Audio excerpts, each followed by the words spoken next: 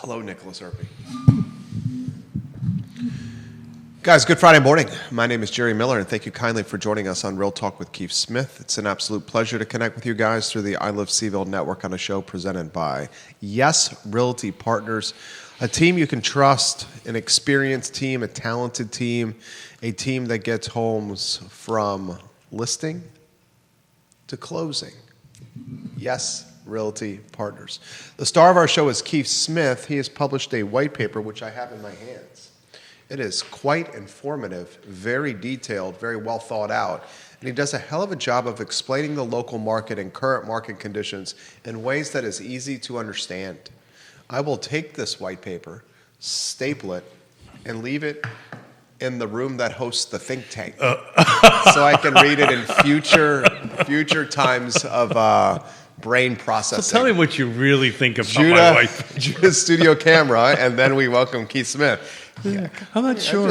I'm being straightforward and honest with the viewers and listeners. Judah, you think that's a compliment? That is a compliment that I'm reading your white paper on thank you for reading on the my think tank? Stuff. Yeah, okay. You don't like to read on the think tank? Oh, yeah. So much so your butt gets a little sore. Of course. A little I'll read this 2 or 3 times in there. Yeah, a little bit tingly. Yeah. That's not even wrong. You get the pins and needles in your leg. There you go, pins and needles in the tush. Yeah. Which, speaking of which, please. Judah's already laughing over there. This is a lube. We got a bike ride coming up. You got lube. You got a lube joke? We're going to talk lubing. Your daughter chastised you. She did. I don't know what she was thinking. I was talking about the change. You were talking about with her husband, your son-in-law, about lube, and she's like, "This is disgusting, Dad." Stop she was just jabbing. I know she was joking, but it's an important thing, guys. I know it is. You know. Well, you should set the stage now, because some people who are just watching the program, like, what the hell is this? What the hell is Smith talking about? So I'm a cyclist. For those who don't know, and we do long distance cycling. Matter of fact, tomorrow Houston and I are doing 112 miles. That's a lot of miles. That is a lot of miles. My tush already hurts, and we haven't even started yet. To raise money, it's on the CAP Trail, so those are familiar with the Richmond area, there's a dedicated trail that goes from Richmond to Williamsburg to Jamestown. It's 52 miles long one way. We're going to add a few more miles because we're going to ride from my daughter and son-in-law's home on the west end of Richmond to the start of the trail, which is about 10 miles. What kind of bike does Houston have? Oh, he just... Does he have a nice bike? He just bought... Yeah, we're going to... Tomorrow... It's going to be difficult tomorrow because he's upgraded his game. Oh. And so you're going with a younger buck with a nice set of wheels, huh? 100%. Better gearing, better everything. And my sorry little old hiney is going to have a hard time keeping up with them. But we'll see. The good news is he's 6'8". And Houston's 6'8"? He's 6'8", yeah. Wow. 6'8" or 6'7", I can't remember, but close enough. Good night. That's a big guy.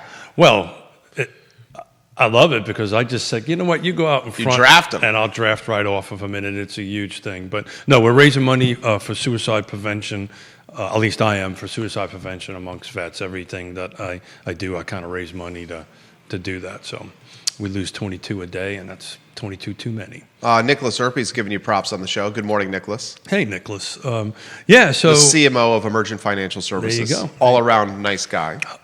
And a newly minted father. I'm about to say. Nicholas Irby. And Alex, a newly minted father. And I think they're only very close. Like a week or something like that. I think it's less than a week. Is it less than a week? Nicholas, how close is your son and Alex's daughter apart in age? And congratulations, Nicholas. I haven't had a chance to see you. Rob Neal, hello. Carol Thorpe, hello. So Daily Progress on NBC 29, hello. I posted my white paper on my Facebook page. It's a little long. It's 6 pages or something like that long. But what it is it's somewhat of a very overview of where things are in the market today. And, it was interesting. We not joke around. I use AI and fell in love with it. It's a great tool. But you love AI. Well, it's great because particularly if I have the thoughts in my head, but I don't have the skills to write, it helps me fill up the skills end of it. It doesn't change the knowledge base, but but it helps me actually write something that's readable. That said, the other feature I figured out is I can tell it to search our shows, right? And it'll literally search our shows for topics that we've talked about and give me a date and time, and I don't have to scroll through it. So, whoa! So you just go into AI? What do you use? ChatGPT? I do, but I've paid for the upper end version of it. Right? So ChatGPT Premium? Yeah. How much does that cost? Enough. Is it expensive? Yeah, it's not cheap. It's the entry level is about $20 a month. Well over $100. I think we're $150 a month. Damn, son! But there's a $150 a month? Yeah, but What's the value proposition for the premium versus the entry versus the free? Because you get the deep search feature, right, which allows me to search into the shows. And trust me, from my time perspective, it's totally worth it. 100%. Scrolling through the shows. But I asked it, like, when was the first time that we started talking about micro markets matter? And that was in January 19th of 2024. Right, and it pulls up the show, and it literally spits out a write up of what we discussed. That's awesome. It's a pretty cool tool. You can't do that, but we started talking about, hey, is this market shifting towards buyers? We started that in February 14th on Valentine's Day of 2025. Of this year? Of this year. Okay. I think this is 2025. Yeah. We started talking about that this market or this buyer's market or this transition isn't our parents, our grandparents' buyer's market. It is something completely different that, at least in the decades I've been in this business, we've never really seen before, right? It's usually been pretty clear, right? You have this transition, right, between buyers and sellers, and sometimes it's wrapped around days on markets, and depending on who you talk to and your location, some say 60, some say 90 days. But when you start getting to that point, it starts becoming something a little bit different, a little bit more trending into the buyer side. Well, that's not happening now, right? We're on the last 4 months. Our median car footprint, single family detached only, our median days on average is 10 days. But it's a whole different vibe out there, right? Buyers are very picky, right? And it's interesting because I've been tracking these price changes, and there's been a lot of price reductions, price modifications, price cuts, changes. Huge ones. But what that's done is now has the buyer seeing that, because the buyers are way smarter than, it's not that they haven't been smart, but they have tools that they've never had before. Today's buyer is way more sophisticated than a buyer from a generation ago. Way more sophisticated. Before 19. I was having this conversation with somebody that's a friend that is selling their home, and we talked about the reset of DOM by taking a house off the market. And I'm like, if you go to the Realtor app or the Zillow app, you can see the price history of a listing. And more importantly, you can see the price changes. Yeah, and the price changes. So when you read through this, right, you and I have on the show have talked about the 6 rights, right, multiple times, to the point people are probably tired of hearing them.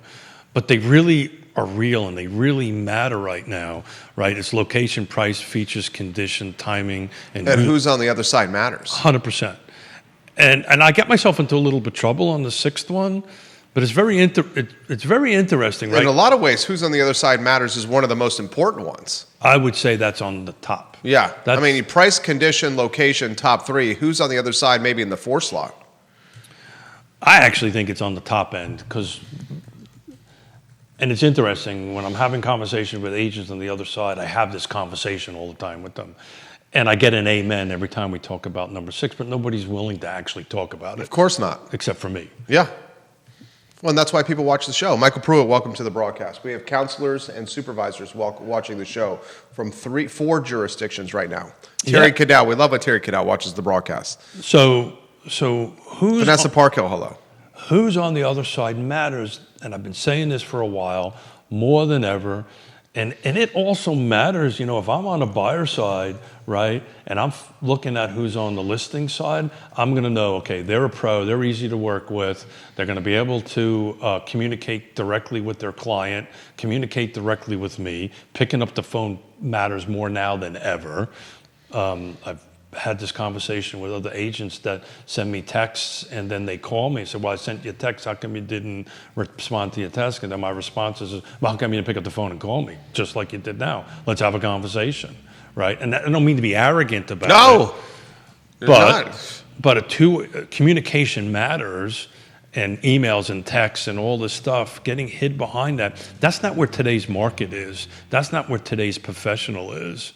We're at this point where we're going to have to really communicate with one another, and who's on the other side matters. And when you start I haven't done the math yet today. When you start taking a look at the number of agents that are doing transactions, right? That pool is getting tighter and tighter and tighter, right? Which is a good thing or a bad thing, depending on how you look at it. But they get a little bit tighter. But the 6 things matter. I had a conversation with a couple of real estate agents this week, and just what kind of prompted this white paper. I don't understand what's going on. I don't understand the market. How come my house across the street, I'm getting no showings? The one across the street, 3 blocks over, is getting multiple showings and going under contract. And these are real estate agents, not from our firm, by the way. These are real estates from other firms.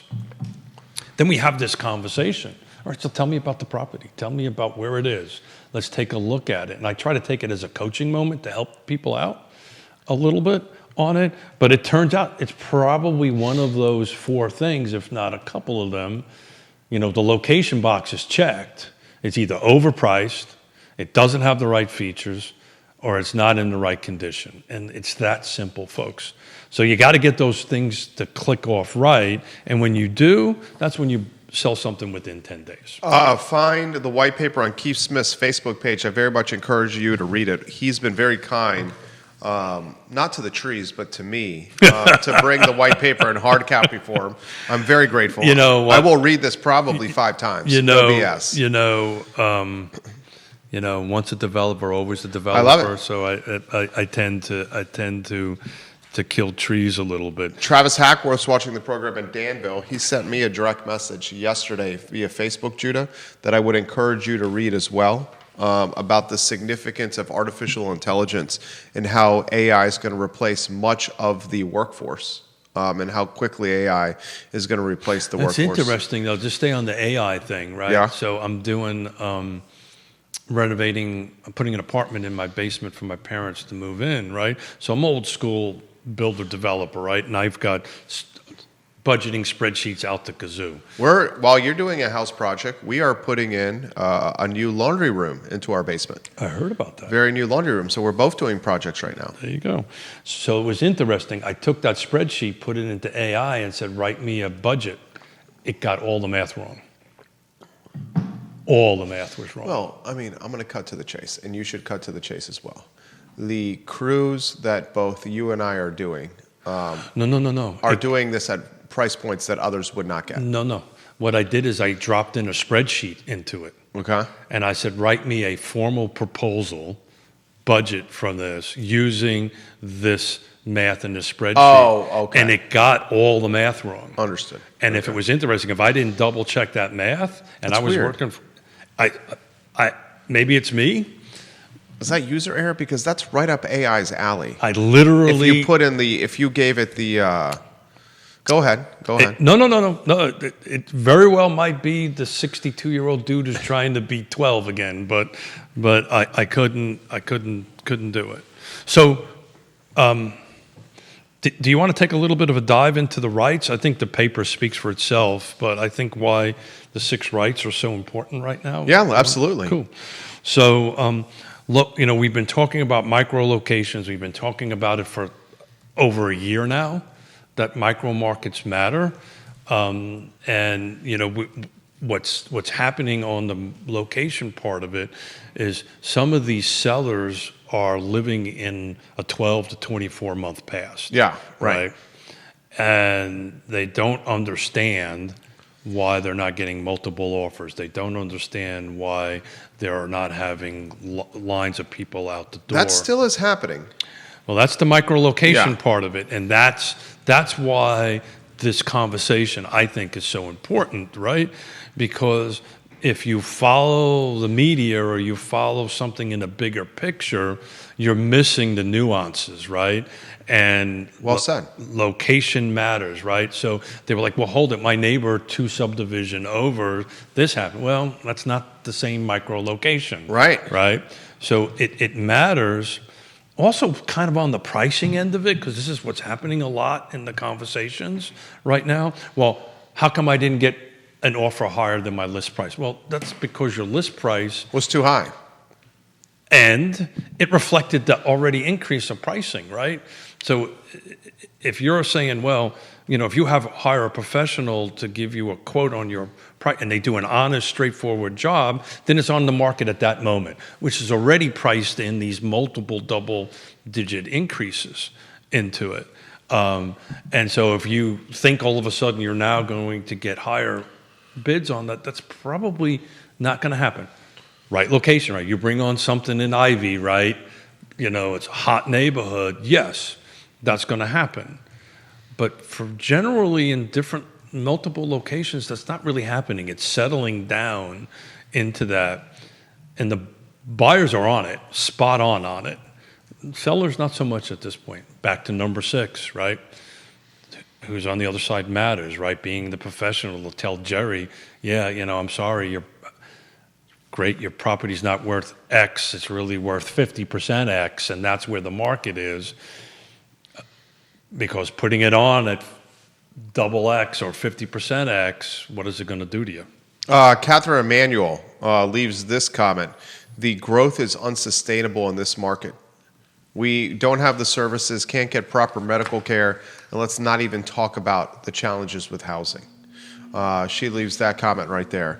I respect her opinion, but it's happening anyway. Yeah, I literally just responded to her. I said that this is going to happen regardless. Yeah. I think the growth is sustainable, but there will be collateral damage, is how I responded. Yeah, it's going to happen. It's going to happen regardless. Travis says in Danville, Keith, you have to be very careful with how stuff is worded when using artificial intelligence. 100%. We use it for work, and how things are worded often determines the answer you get. AI is intended to be learning, but it's not always going to be 100% out of the gate, but it's still a very effective tool. So it's like being a cop or a prosecutor. How you ask the question matters. Asking the question may get the result that you want. Yeah. Great comment, Travis. Travis, and by the way, had a great conversation about you in Danville with a couple of local board of supervisors from 4 different jurisdictions about the great work that Danville is doing and how it's hitting it out of the ballpark. Do you want to touch, speaking of supervisors, the 4-cent real estate tax rate increase Albemarle County just greenlit on Wednesday? Is that surprising anybody? I mean, 4 cents. Yeah. First one in a while. Yeah. At a time when assessments have gone up. Big time. Yeah, well, it's I think Greene County is the only one that I think they actually didn't raise their rates. Pretty sure Nelson did too. Yeah. Jesse Rutherford would love But they're changing their valuation, so in essence, it actually really did go up. It just haven't changed the rate on it. Yeah, so it really depends on where the budget's going to lie out. But yeah, it's I guess back to your previous comment, so where is this money going to come from to make these changes? And maybe this is what they're doing. I know the 4 cents. Most of the 4 cents is going to fire and rescue. Yes. Human capital with fire and rescue. Yes. Very little is going to housing affordability, and a little bit is going to schools. I think 0.4. 0.4 cents is going to housing affordability, and some is going to schools. Those are the 3 buckets. And I've had this private and public conversations, right? Particularly in Albemarle County. If you're looking for subsidy to bring something affordable to the 80% AMI, there is a six-figure subsidy per unit minimum. So you're looking at $100,000 per unit just to get it. I'm talking about ownership, not rental end of it, just to get it into the 80% AMI. Because at today's interest rate, and this is my world where we've got my volunteer world, we've got the land trust has got 1, 8, 9, 10, about 12 new units about ready to come out of the ground. Nice. So I know what the numbers are, and your cap is at 275 to hit the 275 price point? That's to make an The 80% AMI work. The 80% AMI at $125,800. The 80% AMI is still like $100,600. It depends on the number of house in the household, right? So it kind of flows that way. If you pull up the Piedmont Community Land Trust's website, it gives you a breakdown of what the current AMI is per household. But at the end of the day, you've got to bring 100 to 200 grand of subsidy just to get it to work, right? Because the buyer cannot, at today's interest rates, cannot buy anything over 275. That's kind of where we hit right now. Interest rate drops a little bit, that number can creep up a little bit. Interest rates raise a little bit, that number drops a little bit, but you're looking at a six-figure minimum subsidy. And if you can find something at 375, that would be great. Good luck with that. Yeah. And then the work you're going to need to put into it afterwards. Yeah. This comes from Rio Road. The mayor and king of Rio Road, Jason Howard. What's the wait time like for the average homeowner that needs an electrician or other tradespeople to do household repairs? Man, we've been talking about this for years, that the skilled tradespeople are just anemic here, right? I'm doing this apartment right now. It's I'll give you. And you got the hookup. I'll give you a prime example of why skilled people are a problem, and I'll try not to get too much into the details. We're cutting in a driveway to the side of my house and retaining walls and all this kind of great stuff, so my parents can get to the lower level and get into it very comfortably. I have a 500-gallon propane tank there that's been in the ground since I built the house in 2000. They come in and they drain it, they pull the propane out, they have to dig it up, remove it, and go ahead and get it out of the way so we can cut down. I'm on my 4th week of trying to get a technician from the propane company to show up, drain the tank out, and remove it. My project has literally came to a standstill. And I was on the phone with them yesterday, and the problem is, this is a little bit specialized, right? They don't have enough qualified people to do it, and the backlog is so long that I have to sit around and wait. So right now, I'm trying to figure out how I can do an end run around this because I'm at a standstill. And he's got ins, folks. Pardon? Yeah. You got ins. I'm leaning on people, and I still can't get it done. And it's purely came down to not enough qualified people to do it, right? So there you go. Comments coming in quickly here. I'm trying to keep up with them. Keith Smith's on point right now. He's Mr. locked Coffee. in. This is a great question. Can he give us 2 or 3 micro markets that are hot and 2 or 3 micro markets that are cold? Yeah, That's a great question. Yeah, I knew that was going to come up. I spent so much time. Because you've been saying micro markets matter. I know that, and I've been focusing so much on this white paper that you can dig into it. I can take a little bit of a look-see at it while everybody's talking. We know from previous shows that Charlottesville's been a little soft as an overview. Greene County's been rocking and rolling.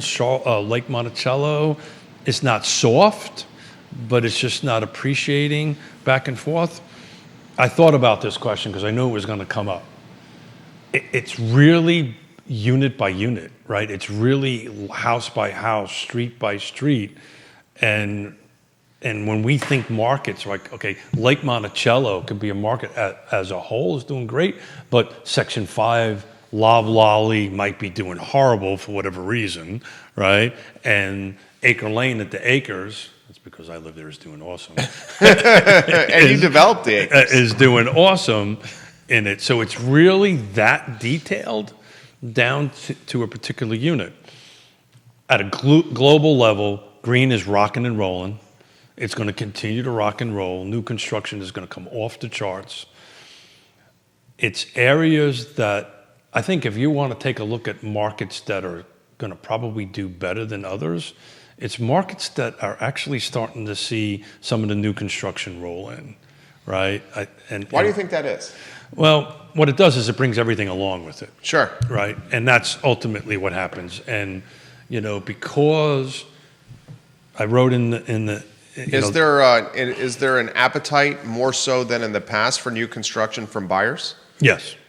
And that appetite is because they know the challenge of finding a tradesperson to do remodeling work and or the cost associated with those projects. Yes, and back to condition matters, right? The home that's not in the best of shape is lingering on the market longer. Well, it just won't get looked at. It just won't. Either won't get looked at because the photos will give it away, right? Or it gets looked at and they're only there for 13 seconds and they leave on it and it gets checked off the boxes. The buyers out there know exactly what they want, understand very clearly what the market's at, understand that they don't have time to renovate nor the financial tools to do it any longer. That's why new construction is floating pretty good. You buy in it, it's good. It's good for 5 years or 10 years. Have some warranty. Have some absolute warranty. But finding the new construction is going to be challenging. We have a lot of new construction that's coming to market that's built to rent, not built to own. Well, I've got a whole opinion about that. Oh, I would love to hear a little. That's a tease in the business. What's the opinion? We've overbuilt it. The multifamily build to rent is overbuilt? Well, let me rephrase that. We've overbuilt the luxury, high-end multifamily, yeah. Interesting. Well, you got a lot of projects coming online. Well, they've been in the pipeline for a while. I saw some of your writing on yeah. None of this is new. This has been in the pipeline for a while. The horizontal work has been going on for a year plus, right? But it's going to hit the ceiling. It's done. You're not going to see any more large-scale projects come in. So what's there is there. We've talked about this before. One is unless you've got super huge deep pockets and using cash, the funding mechanisms for this is just about dried up, right? And it's a national thing. It's because we overbuilt it. We overbuilt that, underbuilt what people really want, which is single-family detached homes or townhomes. Which is something we talked about yesterday. When the local still has an affinity for the single-family detached house. So that's a national thing. If you take a look at the stats that NAR has put out, I don't have it in front of me, but it's a huge percentage over that. I can tell you as a practitioner, I think that's what I am. As a practitioner, that's what people want. If I'm sitting down with Jerry is a first-time home buyer, the first thing they're going to go is, I want a single-family home, white picket fence, let the dogs or the kids or whatever, or the cats run around. And then they realize, I can't afford that. And then we start getting them on the ownership train, right? Which is we start looking at attached product, which again leads you towards new construction. Colonial Circle, right? You love Colonial Circle. It's not that I love it. It's a great microcosm of how the market is going. Set the stage for Colonial Circle. So Keith's on point right here. Yeah, thank you. It's the coffee. Colonial Circle is a subdivision within right outside of Lake Monticello, Fluvanna County, spitting distance from the Albemarle County border on Route 53. It's 200 single-family attached and detached homes. Stanley Martin's building them. It has 125 apartment complex, which has got a bit of an interesting twist to it. It's for 60% AMI and below on that, and it's got a bunch of commercial. There's some commercial stuff I'm working on, which I can't really disclose at the moment, but there's going to be some good stuff coming out that way. And there was, because of the project, the developer dedicated over almost 2.5 acres of land to VDOT to build a roundabout there. Nice. So the roundabout's built. That had to get built first because that was multiple deaths. It was a horrible. You've talked about that. Horrible intersection. Stanley Martin is about a quarter way Very deep pockets, Stanley Martin. 100%. Quarter way through their sales. My suspicion by the end of this year, they'll be north of 50% of it. So that'll be a 2-year build out from the time that they started. That's a success. To they finished, 100%. And it's because, if I'm buying a $400,000, $425 new construction single family detached home there, brand new, versus something similar, let's say at Lake Monticello, it's a no-brainer. That's where the buyer is going to want to go. How's the lake doing? Your litmus test. Yeah, there's a lot of talk about the lake. I haven't looked at it in the last couple of days, but we're in the high 20s as far as homes for sale, which is still anemic based on 4,500 lots, and even in the 40s and the 50s as far as units goes. But it's the same conversation that we've been trying to have about micro markets, right? Streets matter, right? Location matters within that. Is it priced right? Matters, right? People saying, well, hold it, my house has been sitting on the market. Well, you're either overpriced or a combination of, let's face it, 42% of all the sales last year was Keith and Yonna. So they're boomers. They're old gray hairs, right? Don't speak for Yonna. Oh, yeah, she rocks gray hair. She loves it. It looks so sexy on her. Oh, I like it. Yeah, it looks good on her. Sorry, guys. He got he lost it. No, it does. It looks really, really sexy on her. I love it. There you go. He lost his train of thought completely. I'm a little excited.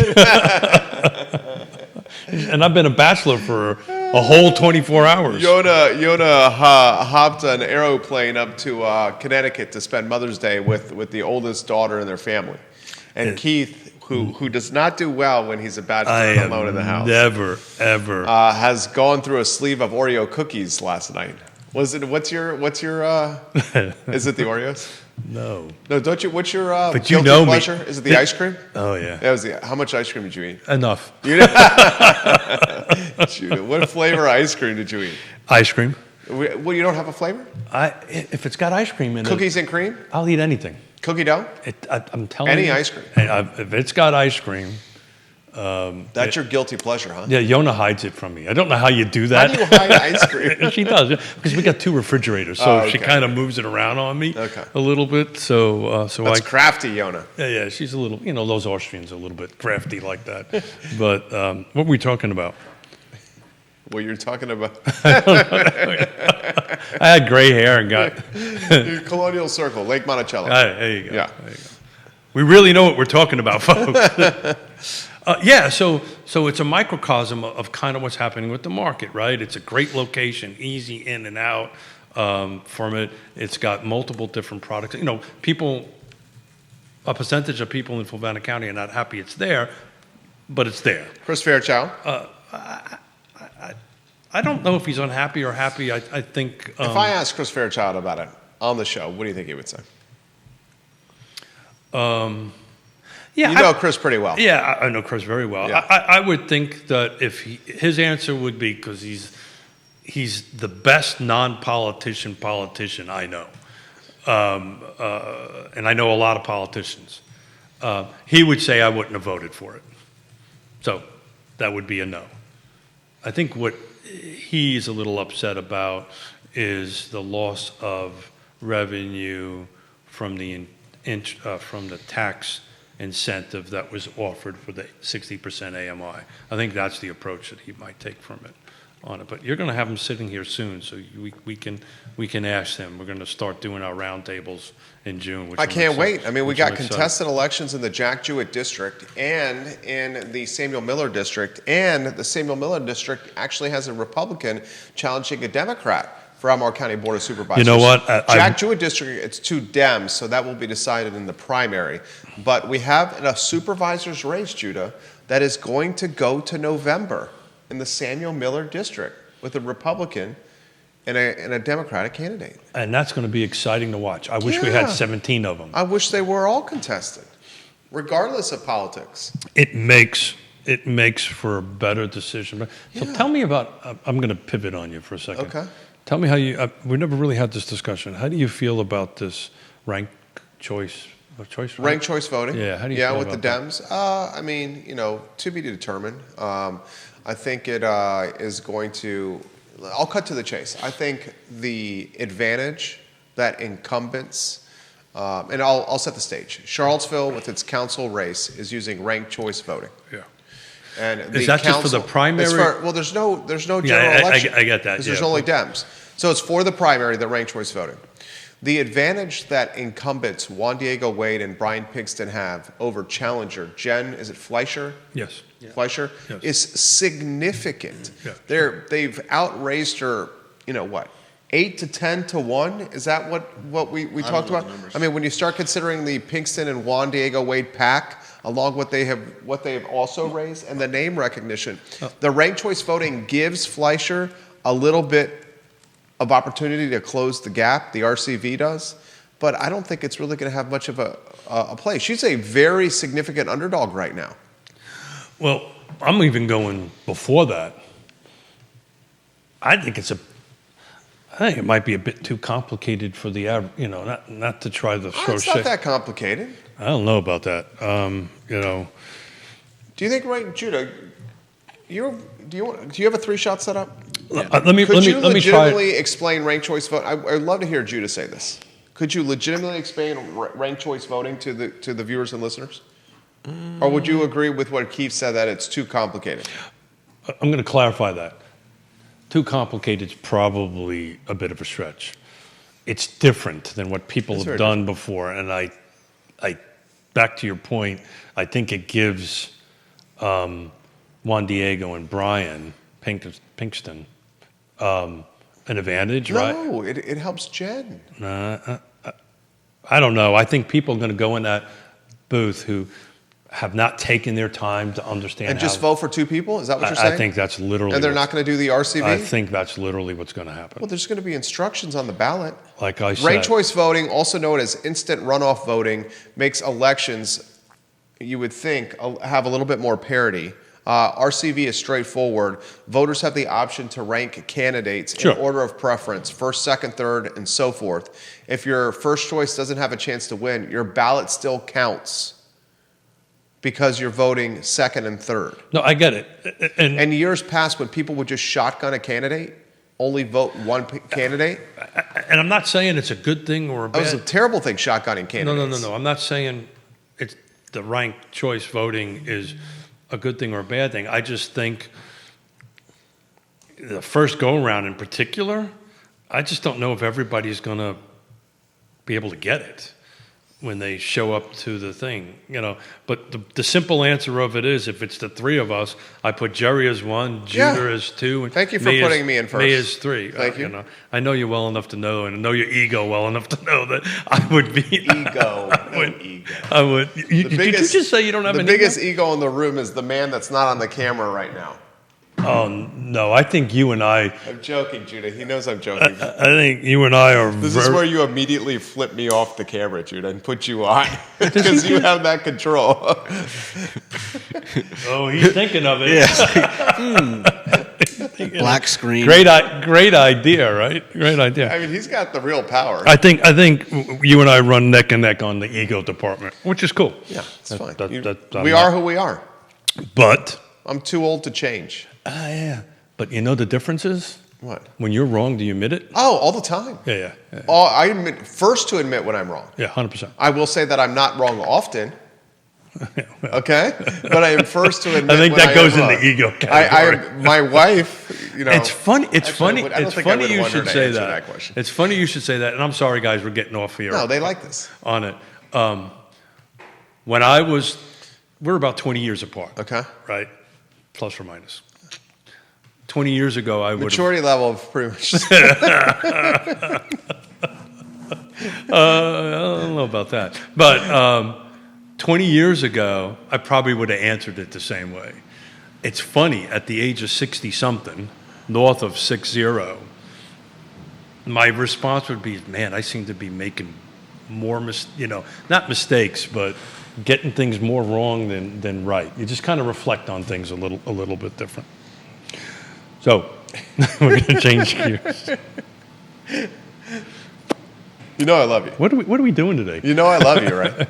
I love you very much. This is year 7, right? We stuck through this through thick and thin, right? I caught a lot of stuff. You caught a lot of stuff. Yeah, I mean, we give our opinion in front of tens of thousands of people all the time. Stuck through all kinds of crazy stuff from the end of the world. Yeah. With COVID. We were doing this show with a measuring tape to start the show during the pandemic to show that we were 6 feet apart. And we still Remember say hello that? to each other once in a while. Right.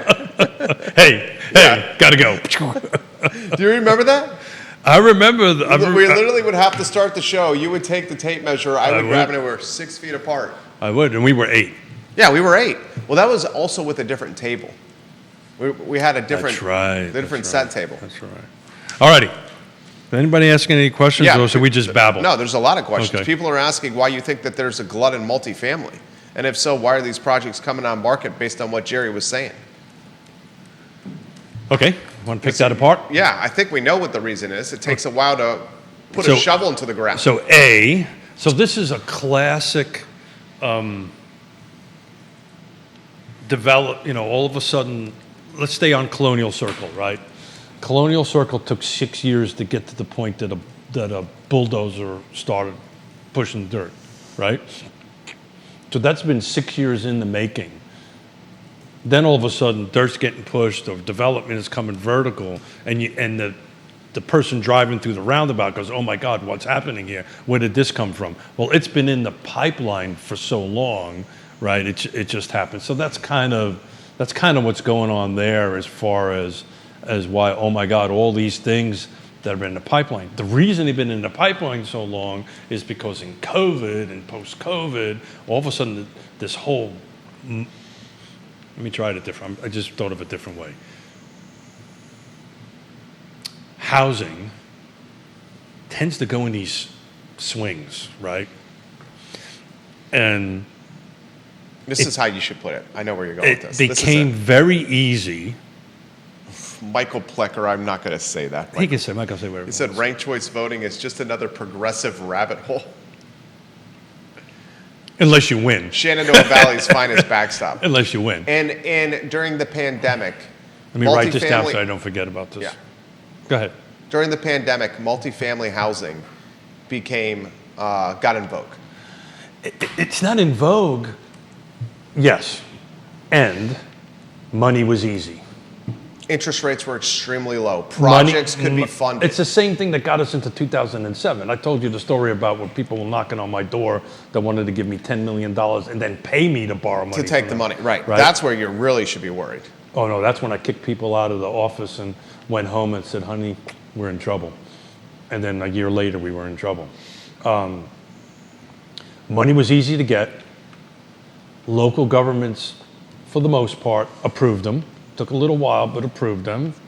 And then now they're getting built. And the problem, the struggle with having just this is housing good, is housing bad? This is a reality on the ground. The problem with having projects going that long before they start going vertical is the market changes. And the market did change. And that's exactly what happened. Yeah, and now, and you saw you said you saw what I positioned, what I wrote about all the multifamily that's coming. I just saw a pretty picture. We have more than 1,500 units coming on market within 9 months of each other. Yeah. At a time when the University of Virginia is about to bring second years on grounds and Darden students into Darden housing. You're making my point for me. And all of them will get leased up. But I will say this. That's what I was going to say. That with the population, they'll get leased up. The population uptick. Because what's going to happen, and this is what's going to happen. I know where you're going to go, and I'll add some color to it. Yeah. as So well. what's going to happen here, and it may not have been the intent when they put together their ROI and their performers and all this kind of great stuff, but because there's no new units to go to, and this vacuum is coming. They're sucking in people here. It's been the case. It'll continue to be the case. And 5 to 8,000 person population uptick in the next 24 months, ladies. And at high nets, Big net time. worths, Big time. right? And so until they're waiting for the inventory to increase, they're just going to live in a luxury apartment. They're going to live in a luxury apartment, and then small-time landlords with dilapidated properties are just going to piggyback the asking rents of these luxury apartments, and then the entire rental market is going to become more expensive. And it's going to backfire on the housing activists that said more supply is going to stabilize prices. That's not going to happen. No. I'm telling you. No. So as an activist, I would say you're an activist, a housing activist. well, I am. I would say that you're a housing. So is activist a bad word? Okay, this is where I need Judah, we need to on chime a three in. shot here. And the people. Okay, So I am housing activist for Keith Smith. Would you say that's applicable? I know Keith Smith is a champion for housing affordability, but I would not describe Keith as a housing activist. What is the best description? Hey, I wonder what AI would say about. What's the best So description what's the of definition of an activist? The formal definition. Maybe I don't fit that definition. Activist in 2025 has got some negative connotations associated with it. Okay. I would say Keith is a housing champion. Yeah, definitely. I wouldn't call him a housing activist, would you? Okay. No, I don't think I'd call him a housing activist. I I think think the definition of activist is what needs clarity on it. I think activism is often pushing interesting or An agenda. new, agendas. What do you think I do? I think you're I think the What do you moniker think I do? activist has negative connotations now. I think Okay, you're. well, that I may think be the you're case, I you're- don't know. w- Keith, I think you're compassionate and smart, and I think you do You everything. want to say that again? The second part, not the first part. He's compassionate and smart, and he's empathetic, and you do he's kind. and you do everything you can to help 100%. I want to to help people. I That's very actively and passionately. You're a kind person. Well, thank you. Just because you're active doesn't mean you're an activist. Right. Well, said. some of the Well said. some of the people that I talk to about this might have a different opinion of that. You're a housing champion, Okay. All right. a housing evangelist. Particularly for people. I know. I wouldn't say you're an activist. Yeah. Okay. You know, you can call me anything you want. Just don't call me Late for dinner. late for dinner. You can call me whatever you want as long as you help me get housing affordability done. So you put Michael whatever Plecker label. said you're absolutely not an activist. Okay. He said only if Keith took over and occupied the county building and made unreasonable demands would he be an activist. So he's in agreement with it. The Shenandoah Valley's finest backstop. I don't. Okay. Mike Plecker, would you say housing champion, housing evangelist? Okay. Is there a better description? But it's okay. Plecker just threw somebody out at second base. There you go. Well, somebody who goes in and sits in a building and all that stuff is I believe that's called Man, breaking. I believe that's called breaking and Have entering. Have we insulted Keith here by No. saying he's not an activist? You can call me whatever you want. Definitely don't want to insult you. No. But I am passionate about housing affordability. I know you are. So- I know you are. But I would never occupy somebody's property because that's called breaking and entering. Trespassing. That's called trespassing, Yeah. breaking and entering. That would be illegal. This is Would I show up at a podium Yes, at a you would do public that. meeting Yeah. and And evangelize and champion? and Yes. evangelize? The answer is yes. Yeah. Chad Wood, welcome to the broadcast. You got 7 elected officials watching the show right now. William says... And by the way, those 7 officials, thank you for what you do. Michael Plecker says you're a grassroots affordable housing champion. Got it? That's a good description. William says in the long run, families will want more single family than what was touted by the apartment renting consultant team that came to Charlottesville to push their flim, flam, flum, NZO theory. William. But he's not wrong because the William. data supports it. The data supports it. If you Google, Yeah, the American dream is still single-family detached home with the white picket fence. 100%. Now, is it achievable or not? Judah Wickhauer called it 2 days ago. The American dream in Albemarle County and Charlottesville is now a pipe dream. His words, not mine. Well, He said the American that's not dream much. in That's not Charlottesville much is a of pipe dream. Judah, I love you very much. That's what he said. We're sharing a lot of love here today. But And that's then he not said, I will not work a lick over 40 hours a week. Exact words. He said, I am not working a lick over 40 hours a week. I said, it's a 60-hour-a-week work week in Albemarle County and Charlottesville. It's not a 40-hour work week. If you're going to work 40, you're going to be left behind. Yeah, well. And he said, that's insulting. It pissed him off. Did it not piss? Never believe a word Jerry says. You're saying that's not what it's on. We have the tape. Oh, I can AI it. We have the tape. Everyone saw it, Judah. So, look. We have messages from viewers and listeners about what you said. I think maybe you misrepresented me a little bit. Okay, so what are you saying it is? I'm not going to get into Oh, it. come on. Get Judah, into it. I believe this is my show. It is Still your my show. It is Real Talk with Keith Smith. It is your show. Back to you. Keith Smith, what would you like to say, Keith Smith? I was going to say, Judah, at least at this show, you can say whatever the hell's on your mind. Logan now, Wells- you might get fired 10 minutes into I the show. want him to say everything that's on his mind. And he's had numerous occasions to be fired, and I've never done that. I've got to tell you, I've been watching the news show a little bit more than normal. Okay, it's usually actually I'm- usually say it starts at noon. Oh, 12. For me, I'm a half an hour behind. Jeez. I'm either half an hour behind or half an hour ahead. And usually people put things on my calendar half an hour behind. This means To make sure you're on time. To make sure I'm on time. Right. But Logan Wells Claylo says you're a housing advocate. But you were about to say Judah in the 12:30 show. well, first of all, Logan's a rock star, and Love Logan. Logan. miss talking to you, Logan. I've You're enjoyed getting to chat with her husband, too. Yeah. They're awesome people. I lost it. What was I talking 12:30 show, Judah. Oh yeah, I've been watching a little bit more, and Judah's pushing back a little bit. I want him to. Yeah, but you understand the problem, right? It's not a problem. I understand that. You're saying he works for me is the Yeah, problem? yeah. Dude, we've 15 years he's got worked it. here. So Judah, let's do a 15 little years test he's here. Turn your camera off and double flip him and see how it He goes. does that on camera. No, I don't. Alrighty, guys. So, what were we talking about? Oh, white paper. A lot of people are describing what you are: champion, advocate, evangelist, fighter, supporter. Dumb. No. So, pre-COVID, 2019. I'm just going to change gears a little bit, guys. Okay. As everybody knows, I'm paying into Realtor.com and Altos Research, which is kind of the Altos in particular is like the 10-ton elephant in data research for our industry for housing.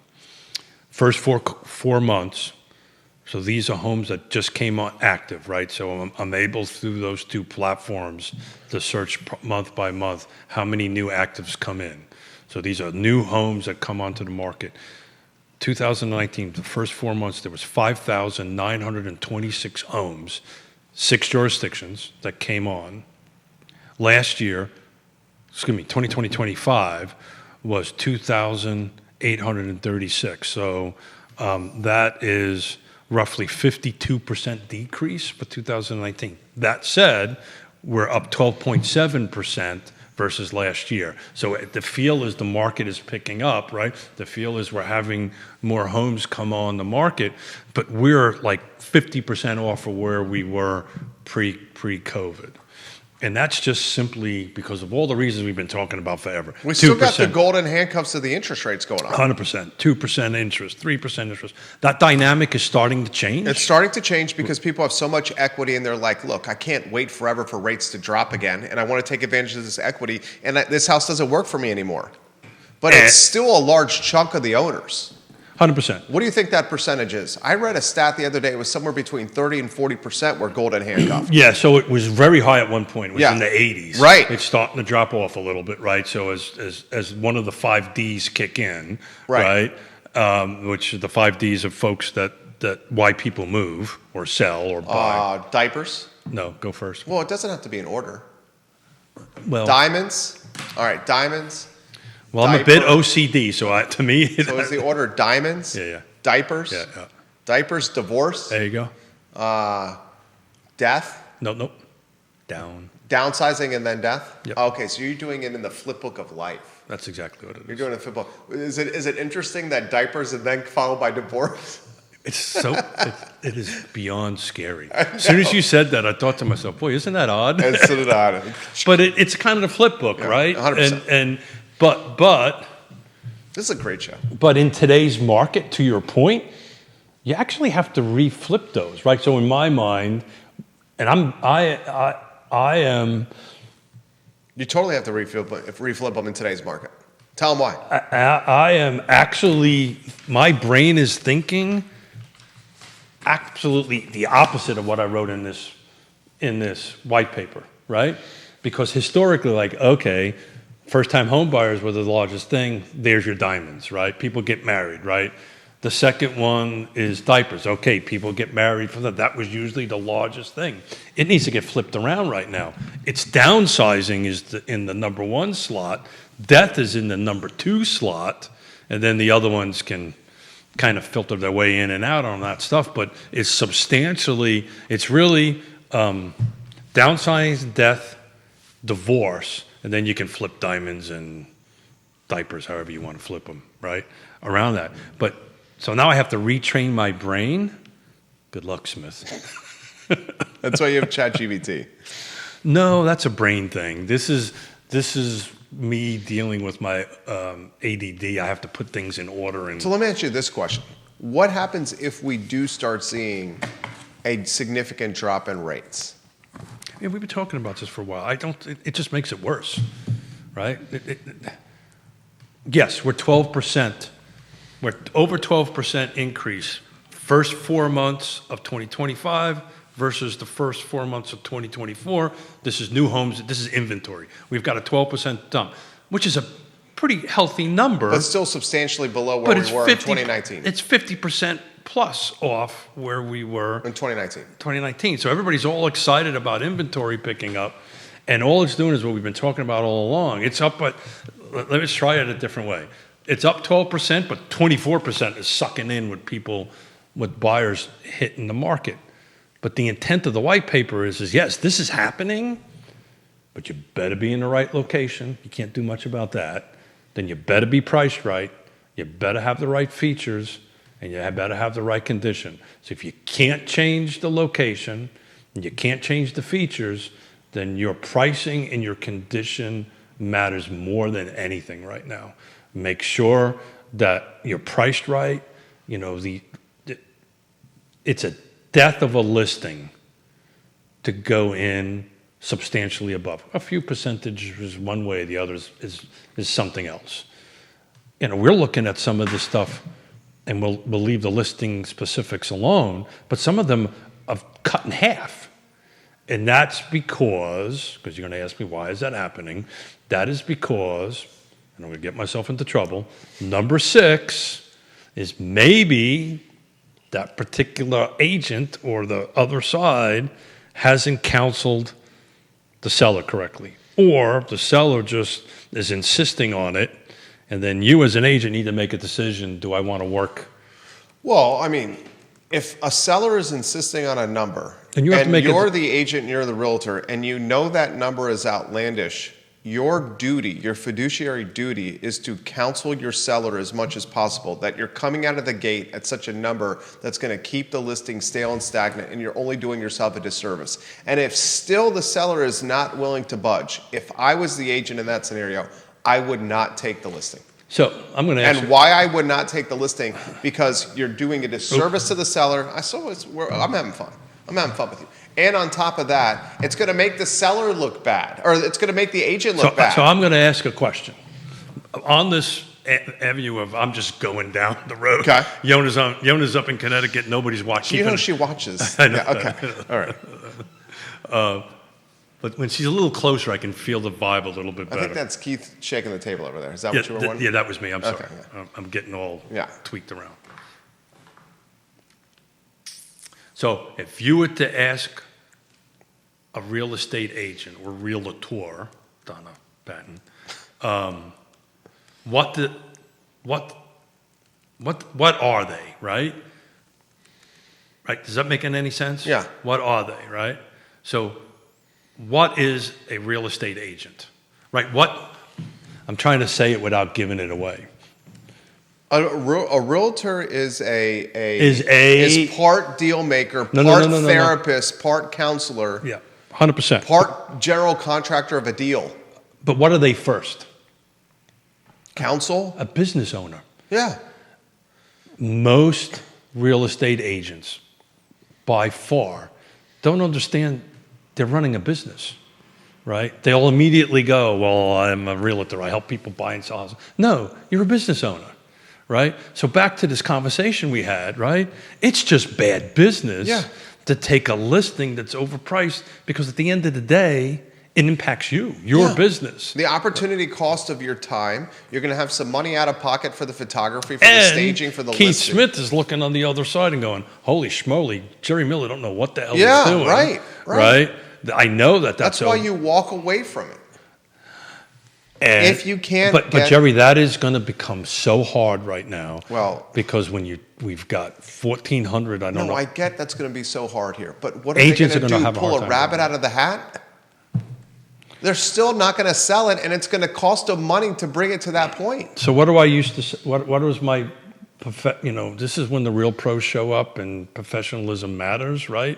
On that end of it, it's hard. Also, we're wired different than most people, right? One of the hardest words for type AAA people or real estate agents to say is no. That is I say no all the time. Yeah, well, that's because you're an ass. But no's one of my favorite words. I say no literally all the time. No, but that is. You say no all the time. I am really good with no. Yeah, I have 100%. no problem with no. 100%. And it's amazing. There's ways you can say no. Yeah. We're short. Yeah. You have to be empathetic and understanding. Yeah, and all you this can stuff. position no, but you're still saying no. Well, it's like the best negotiating tactic is the takeaway, which is a no. Right. 100%. And you got to know how to do it. You got to know how to do it the right way and the timing of it. And the timing is everything. You got to know how to walk away from it. But it's amazing if you start saying no, how all of a sudden things just change. 100%. Right? Absolutely. Saying too many yeses causes the situation a lot of times to worsen. I'm going to give you an early example of that, then we got to go because I just realized the time here. I'm enjoying this. This is 102 years ago. We were developing and building and blah, blah, blah, blah. Is this when you did not say no? No, I said no. Okay.